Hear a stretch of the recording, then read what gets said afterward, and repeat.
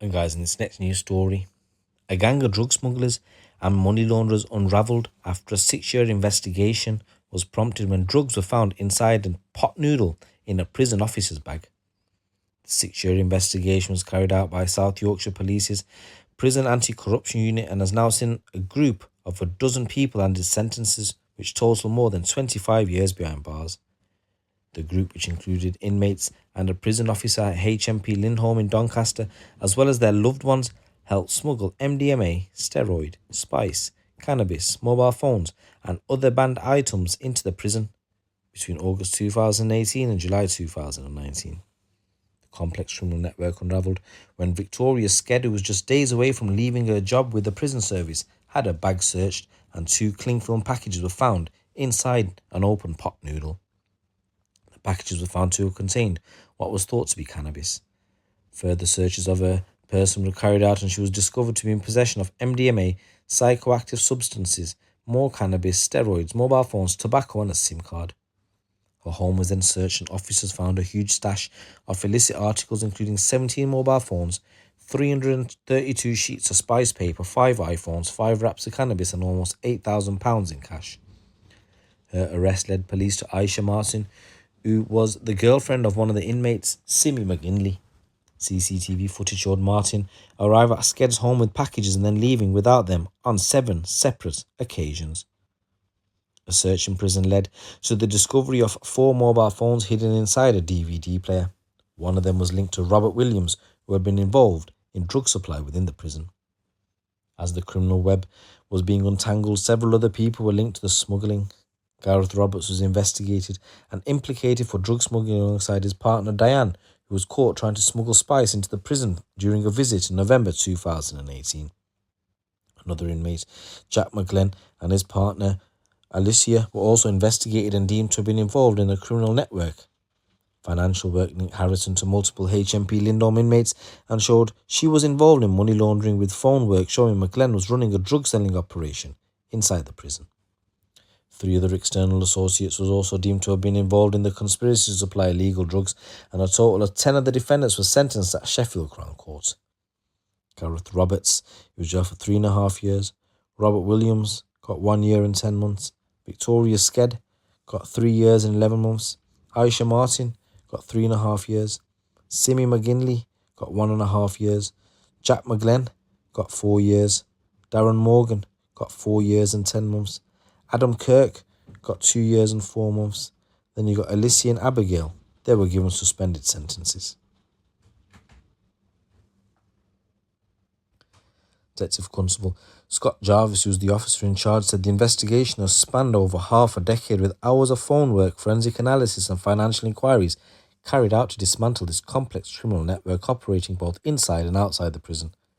They all played their part in creating this elaborate web of drug smuggling and money laundering, and they thought was intangible, and it is thanks to the hard work of this unit in bringing the conspirators of these crimes to justice.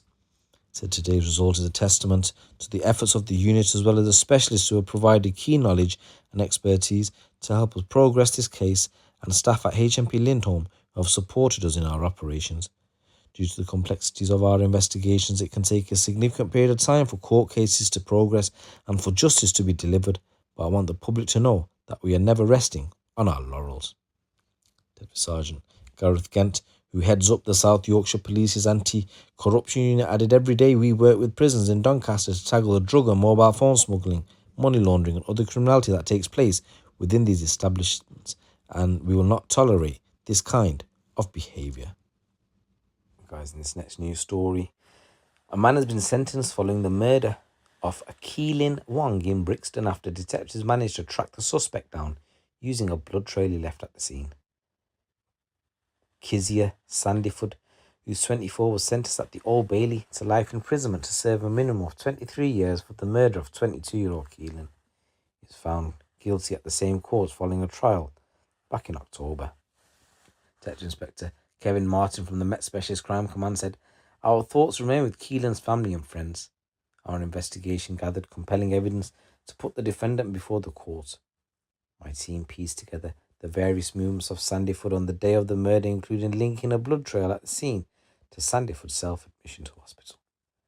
I've spoken with Keelan's family, and although the trial has not provided them with the full result they had wished for, I have expressed my sincere hope that they can obtain some degree of comfort from the sentence handed down. This result shows that the Met remains deeply committed to pursuing and prosecuting those who are willing to commit acts of violence on the streets of London. Police were called at around 4:45 on Tuesday, the 3rd of October 2023, to reports of a stabbing in Brixton. Officers and the London Ambulance Service attended, and Keelan was found in knife injury, and despite the best efforts of the emergency services, he died at the scene. Sandyford was arrested the day after the murder on Wednesday, the 4th of October 2023, and he was subsequently charged. 2 teenage defendants were both found not guilty of the murder, but one, aged 16, was found guilty of possession of an offensive weapon. The 16-year-old boy was given a 9-month youth supervision order at court. Keelan's father said, "I'm grateful for the sentence that has been served. All who knew and loved Keelan are planning to have his memory last long beyond Sandyford's time. However, there are no joy or winners in this scenario, only levels of loss. Community violence is a sad reality that I will have to navigate with the grace of God moving forward.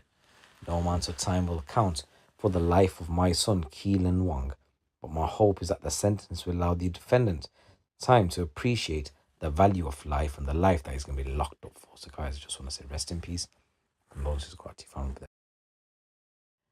And guys, in this next news story, a man sent thousands of text messages offering crack and heroin in a single week despite already being on probation for drugs offences. Jay Murray was using someone else's flat near Cardiff as a base for his drug dealing, exploiting his occupants who were suffering from serious illness. Officers from the Cardiff and Vale organised crime team discovered that the drug line they were investigating matched the mobile phone number which had previously been used by Murray to contact police and probation officers after his release from prison. They arrested Murray on October the 2nd, 2023 near the flat he was using. During a search of the property, and officers found crack, cocaine, cannabis and around £2,000 in cash. Murray was charged with being concerned in the supply of drugs, being in possession with the intent to supply drugs, and he pleaded guilty to all offences.